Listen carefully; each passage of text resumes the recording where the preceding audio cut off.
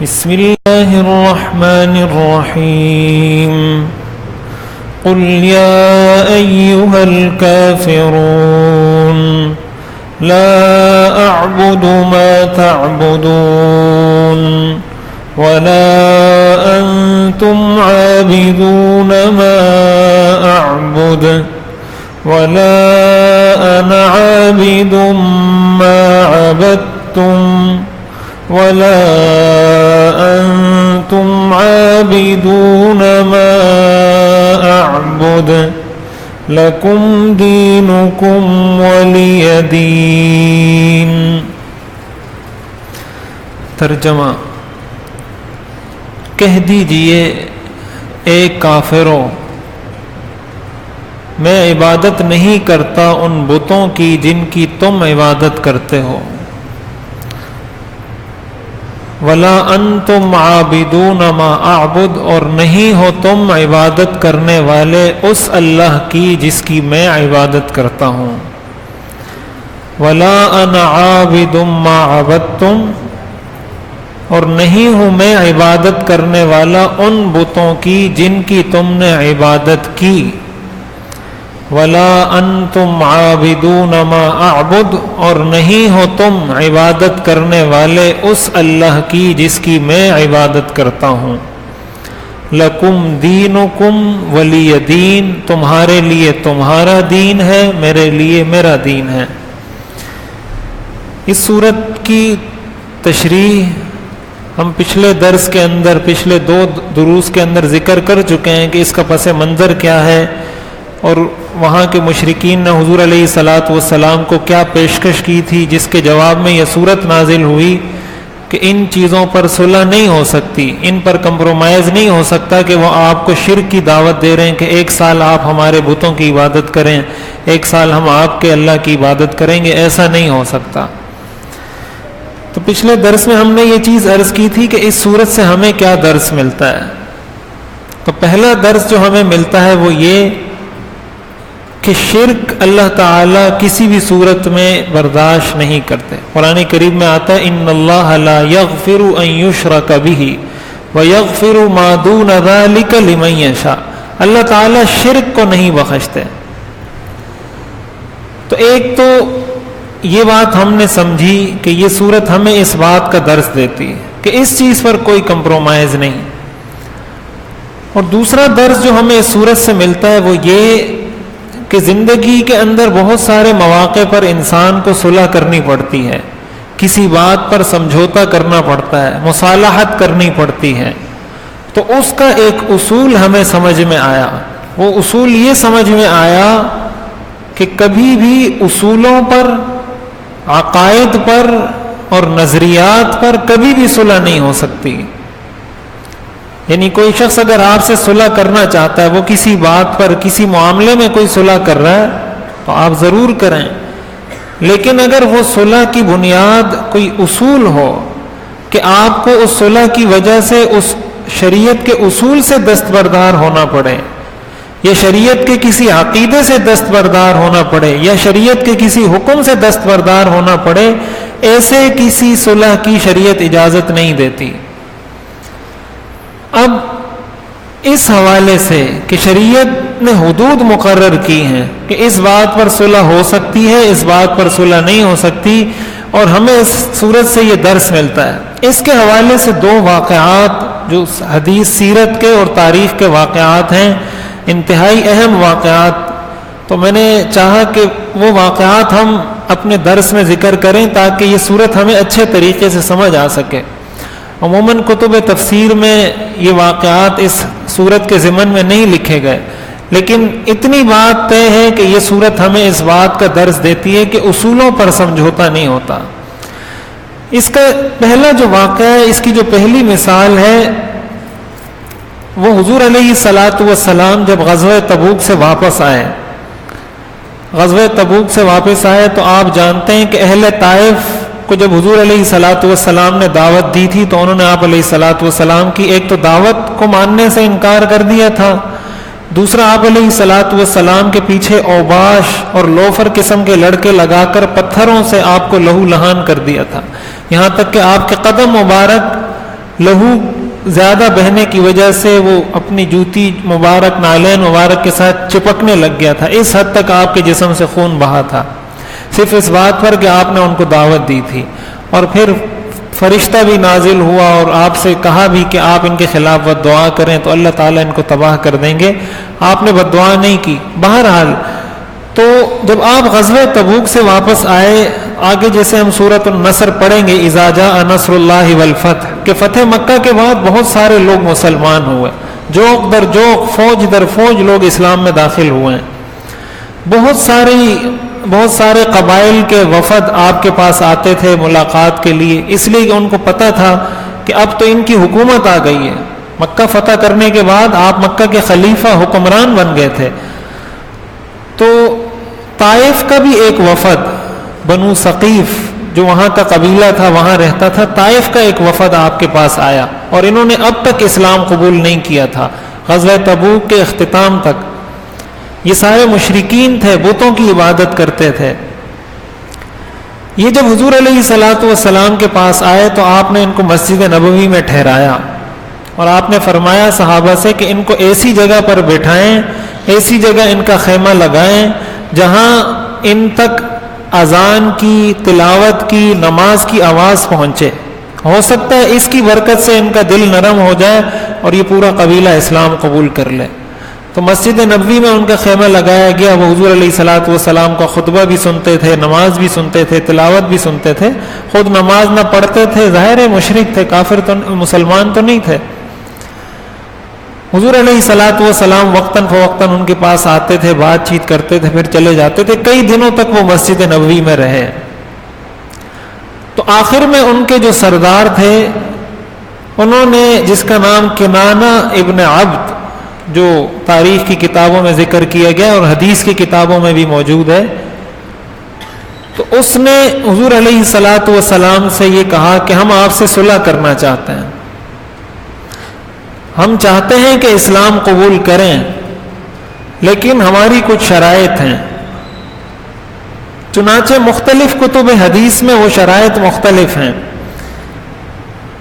ایک ابو داؤد کی روایت میں ہے کہ انہوں نے حضور علیہ الصلوۃ والسلام سے یہ عرض کی کہ ہم اسلام قبول کریں گے لیکن اس شرط پر کہ لا صدقۃ علینا ولا جہاد، کہ ہم نہ زکوٰۃ دیں گے اور نہ جہاد کریں گے۔ انہوں نے یہ شرط رکھی،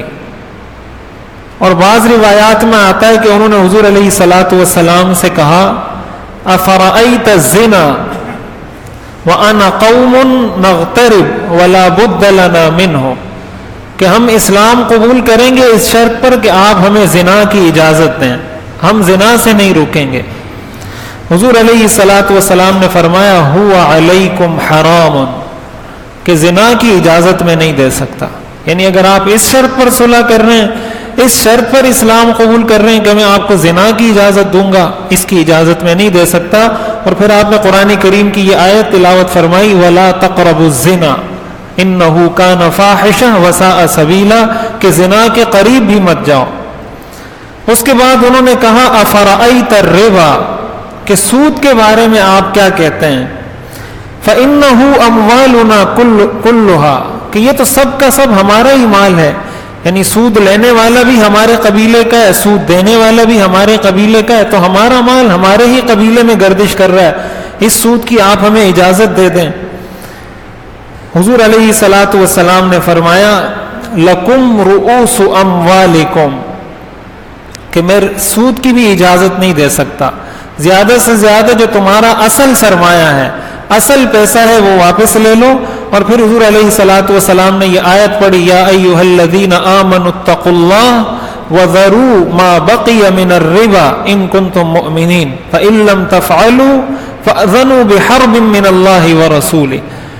کہ سود کی اجازت بھی میں نہیں دے سکتا، یعنی اگر اس شرط پر اسلام قبول کرتے ہو کہ ہم سود کھائیں گے، سودی معاملات کریں گے، اس کی بھی اجازت میں نہیں دیتا۔ اس کے بعد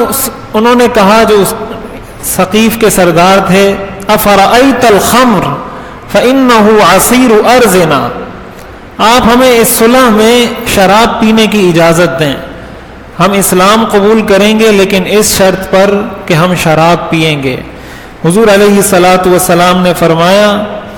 قرآن کریم کی یہ آیت حضور علیہ الصلاۃ والسلام نے تلاوت فرمائی، انما الخمر والمیسر والانصاب والازلام رجس من عمل الشیطان فاجتنبوہ، کہ شراب کی بھی اجازت نہیں ہو سکتی۔ اس کے بعد انہوں نے کچھ اور شرائط رکھی حضور علیہ الصلاۃ والسلام کے سامنے۔ ایک شرط انہوں نے یہ رکھی، حضور علیہ الصلاۃ والسلام سے انہوں نے پوچھا کہ ہمارے جو بت ہیں جن کی ہم عبادت کرتے ہیں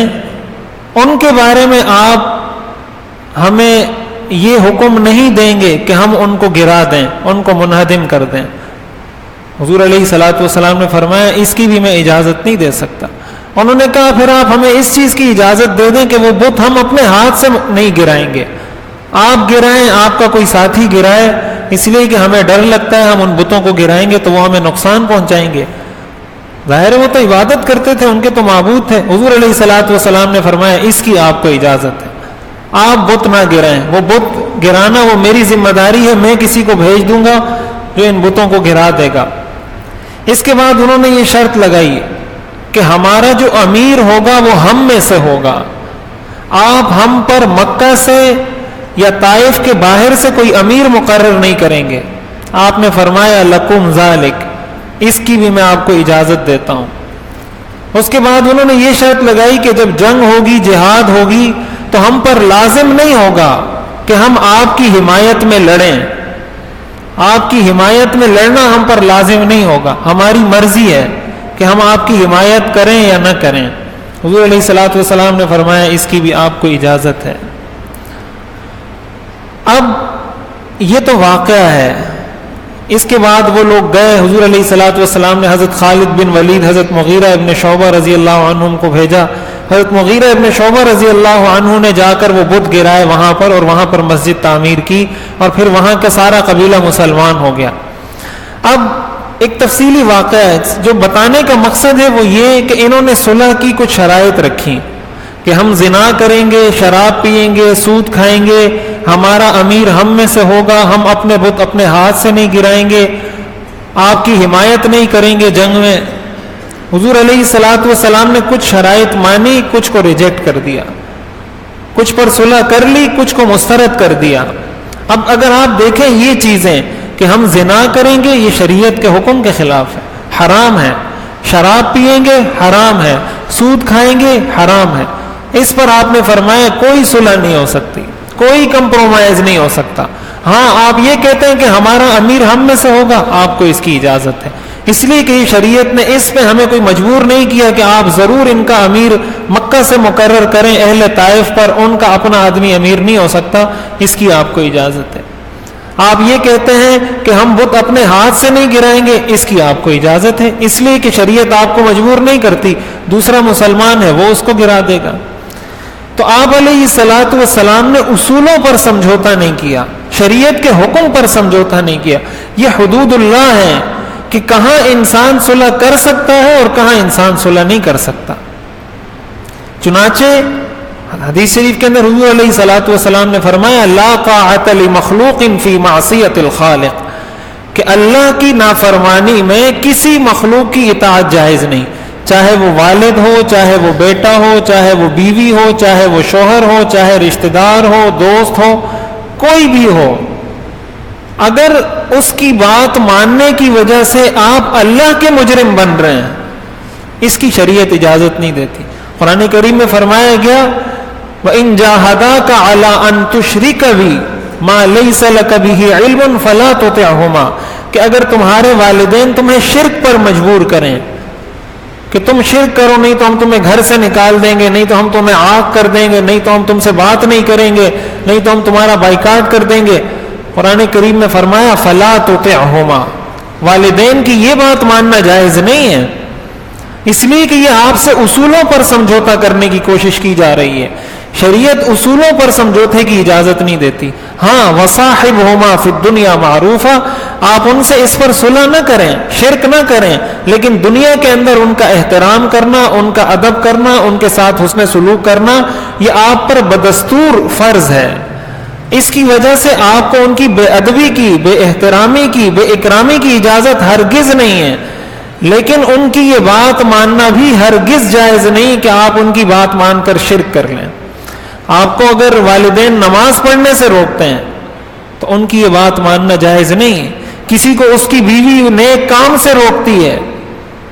بیوی کی وہ بات ماننا جائز نہیں۔ کسی بیوی کو اس کا شوہر شریعت کے کسی حکم سے روکتا ہے کہ فرض نماز نہیں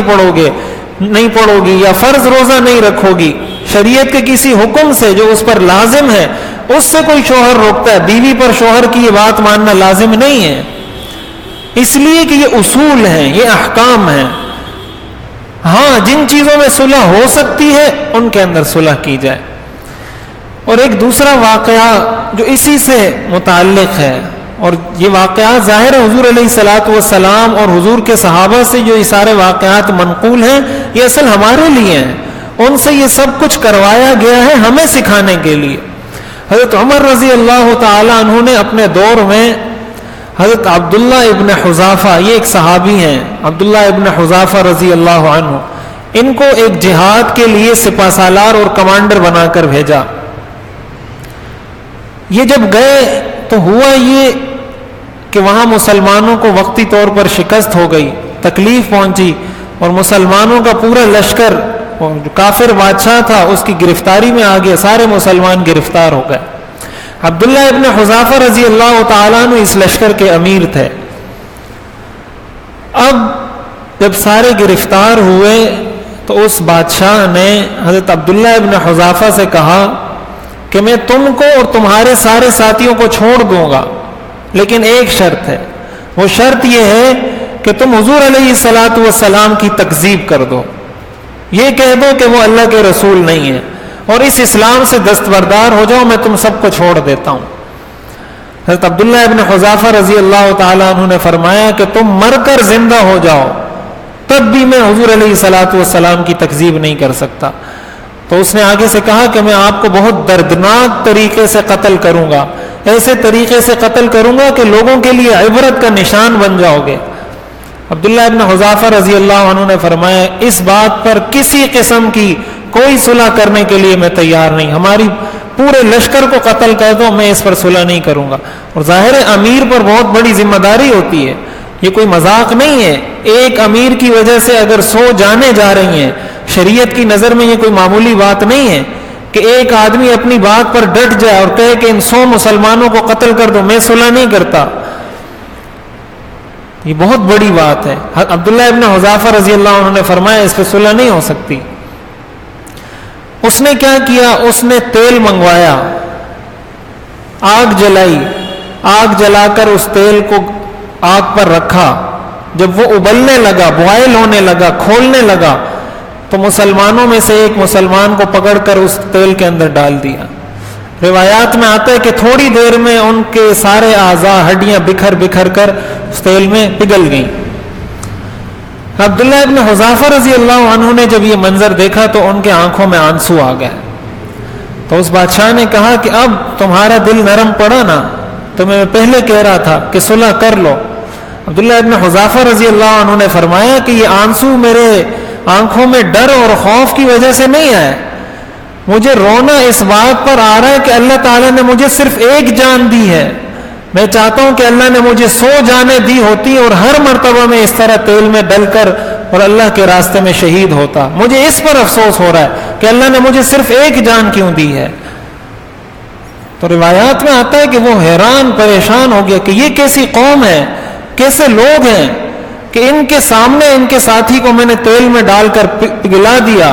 اور یہ آگے سے کہہ رہا ہے کہ میں 100 دفعہ اس طرح قربان ہونے کو تیار ہوں۔ وہ سمجھ گیا کہ یہ اس بات پر کبھی صلح نہیں کریں گے۔ اس پر اس بادشاہ نے کہا کہ چلیں آپ ایسا کریں کہ آپ میری پیشانی کو بوسہ دے دیں، میں آپ کو چھوڑ دوں گا، میری پیشانی کو بوسہ دے دیں، میں آپ کو چھوڑ دوں گا۔ عبداللہ ابن حذافہ رضی اللہ عنہ نے پوچھا کہ کیا آپ صرف مجھے چھوڑیں گے یا میرے سارے ساتھیوں کو رہا کریں گے؟ اس نے کہا میں آپ کے پورے لشکر کو رہا کر دوں گا، بس آپ میری پیشانی پر ایک دفعہ بوسہ دے دو۔ عبداللہ ابن حذافہ رضی اللہ عنہ اٹھے، اس کی پیشانی پر بوسہ دیا، پورے لشکر کو چھڑا کر مدینہ منورہ کی طرف آ گئے۔ حضرت عمر رضی اللہ تعالیٰ عنہ کو اس واقعے کی خبر پہنچی تھی. وہ مدینہ منورہ سے باہر نکل کر حضرت عبداللہ ابن حذافہ کے استقبال کے لیے کھڑے تھے, اور جب حضرت عبداللہ ابن حذافہ رضی اللہ تعالیٰ عنہ پہنچے تو آپ نے حضرت عبداللہ ابن حذافہ رضی اللہ عنہ کی پیشانی پر بوسہ دے کر ان کو گلے سے لگایا اور ان کی بہت تعریف کی کہ تم نے اپنے اس ایک عمل سے پورے لشکر کی جان بچائی ہے. اس واقعے کو ذکر کرنے کا مقصد یہ ہے کہ جب ان کو یہ کہا گیا کہ تم شرک کرو, حضور علیہ الصلوۃ والسلام کی تکذیب کرو, انہوں نے انکار کر دیا, اس لیے کہ یہ اصول ہے, یہ عقیدہ ہے, یہ شریعت کا حکم ہے, یہ مذہب ہے, نظریہ ہے, اس پر صلح نہیں ہو سکتی. لیکن جب یہ کہا گیا کہ کافر کی پیشانی کو بوسہ دے دو, ایک کافر بادشاہ کی پیشانی کو بوسہ دینا زیادہ سے زیادہ گناہ کبیرہ ہے, اور یہ شریعت کا حکم ہے کہ اگر کسی شخص کو مجبور کیا جائے, اس کو یہ دھمکی دی جائے کہ اگر تم کافر نہ ہوئے تو میں تمہیں قتل کر دوں گا, اور اس کو پتہ ہے کہ یہ شخص مجھے قتل کرے گا, تو شریعت اجازت دیتی ہے کہ وہ زبان سے کفر کا کلمہ کہہ دے, اس شرط پر کہ اس کے دل میں کفر نہ ہو. اپنی جان بچانے کے لیے شریعت کلمہ کفر زبان سے نکالنے کی اجازت دیتی ہے, لیکن افضل اور بہتر یہی ہے کہ انسان شہید ہو جائے لیکن زبان سے کلمہ کفر ادا نہ کرے. لیکن اگر کوئی شخص آپ کو جان سے مارنے کی دھمکی دے رہا ہے کہ میں آپ کو جان سے مار دوں گا, لیکن اگر نماز نہیں پڑھنی تم نے, یہ نماز اگر تم نے پڑھی میں تمہیں جان سے مار دوں گا, ایسے موقع پر نماز کا چھوڑنا واجب ہے, جان بچانا فرض ہے. نماز آپ بعد میں پڑھیں, پہلے اپنی جان بچائیں. اب وہ وہاں پر دیکھیں وہ عقیدہ ہے, اصول ہے, اس کی اجازت نہیں. یہاں پر یہ ایک حکم ہے جس پر سمجھوتا ہو سکتا ہے کہ انسان اپنی جان بچانے کے لیے ایک نماز قضا کر لے, بعد میں اس کو قضا ادا کر لے. یہ شریعت کی وہ حدود ہے جو ایک مسلمان کو پتہ ہونی چاہیے کہ کہاں پر میں صلح کر سکتا ہوں اور کہاں پر میں صلح نہیں کر سکتا. ہم ان چیزوں کو خلط ملط کر دیتے ہیں. کبھی کوئی نرم پڑھتا ہے تو بالکل نرم پڑ جاتا ہے. نرم پڑھنے کا مطلب یہ ہے کہ وہ پھر اسلام سے بھی جاتا ہے, مذہب سے بھی جاتا ہے, عقیدے سے بھی جاتا ہے. اور کبھی کوئی سخت ہوتا ہے تو وہ اتنا سخت ہو جاتا ہے کہ نہ اصول پر سمجھوتا کرتا ہے نہ کسی دوسری بات پر سمجھوتا کرتا ہے, بالکل سخت ہو جاتا ہے. شریعت ان دونوں کے درمیان اعتدال کا راستہ بتاتا ہے, وہ راستہ جس میں نہ بالکل آدمی اس طرف جھکے اور نہ بالکل اس طرف جھکے. ہمارے ہاں جو ہمارے معاملات خراب ہوتے ہیں اس کی بنیادی وجہ یہ ہوتی ہے, چاہے وہ ہمارے گھر کے حالات ہوں, چاہے معاشرے کے حالات ہوں, ہمارے ملک کے حالات ہوں, سیاسی حالات ہوں, سماجی حالات ہوں, اس کی بنیادی وجہ یہ ہے کہ ہم یا تو بالکل سخت ہو جائیں گے یا بالکل نرم ہو جائیں گے. شریعت ہمیں یہ راستہ دکھاتی ہے کہ جب کافروں نے یہ کہا کہ آپ ہمارے بتوں کی عبادت کریں, آپ نے فرما دیا میں عبادت نہیں کر سکتا. اور جب اہل طائف نے یہ کہا کہ ہمارا امیر ہم میں سے ہوگا, آپ نے کہا تمہارا امیر تم میں سے ہوگا, مجھے اس سے کوئی سروکار نہیں. تو اس لیے ہمیں یہ چیز اچھے طریقے سے پتہ ہونی چاہیے. ہمارے ہاں چونکہ دین, اہل دین کے خلاف بہت ساری سازشیں ہوتی ہیں, لوگوں کو دین سے متنفر کرنے کے لیے طرح طرح کے ہتھ کنڈے, پروپیگنڈے اختیار کیے جاتے ہیں. تو اب کسی کی کسی سے بحث ہو رہی ہے, کسی کی کسی سے بات ہو رہی ہے, وہ باتوں میں اس کو وہاں تک لے جائے گا کہ وہ حدیث کا بھی منکر ہو جائے گا, وہ سیرت کا بھی منکر ہو جائے گا, وہ صحابہ کا بھی منکر ہو جائے گا, چلتے چلتے وہ قرآن کا بھی منکر ہو جائے گا, اور اس کو پتہ بھی نہیں ہوتا. اور کوئی اس سے کہے تو کہتے ہیں شریعت تو, ایمان تو دل میں ہوتا ہے, یہ تو میں دل سے مسلمان ہوں. تو یعنی طرح طرح کی چیزیں وہ انسان اپنی زبان سے پھر نکالتا ہے. تو ہمیں یہ چیز پتہ ہونی چاہیے, یہ سورت کا درس ہے کہ ایک مسلمان اصولوں پر سمجھوتا نہیں کرتا. اللہ تعالی ہمیں عمل کی توفیق عطا فرمائے. اس سورت کا ایک مرتبہ ترجمہ کر کے پھر دعا کرتے ہیں. قل یا ایھا الکافرون, کہہ دیجئے اے کافرو, لا اعبد ما تعبدون, میں عبادت نہیں کرتا ان بتوں کی جن کی تم عبادت کرتے ہو, ولا انتم عابدون ما اعبد, اور نہیں ہو تم عبادت کرنے والے اس اللہ کی جس کی میں عبادت کرتا ہوں, ولا انا عابد ما عبدتم, اور نہیں ہوں میں عبادت کرنے والا ان بتوں کی جن کی تم نے عبادت کی، ولا انتم عابدون ما اعبد، اور نہیں ہو تم عبادت کرنے والے اس اللہ کی جس کی میں عبادت کرتا ہوں، لکم دینکم، تمہارے لیے تمہارا دین، ولی دین، اور میرے لیے میرا دین۔ اللہ تعالی ہمیں عمل کی توفیق عطا فرمائے۔ الحمدللہ رب العالمین، والصلاة والسلام علی رسولہ محمد وآلہ واصحابہ اجمعین۔ ربنا آتنا فی الدنیا حسنہ وفی الآخرۃ حسنہ وقنا عذاب النار۔ ربنا هب لنا من ازواجنا وذرياتنا قرة اعین واجعلنا للمتقین اماما۔ یا حی یا قیوم برحمتک نستغیث اصلح لنا شأننا کلہ ولا تکلنا الى انفسنا طرفة عین۔ اللهم اغفر للمؤمنین والمؤمنات والمسلمین والمسلمات الأحیاء منهم والأموات۔ سبحان ربک رب العزة عما یصفون وسلام علی المرسلین والحمد للہ رب العالمین۔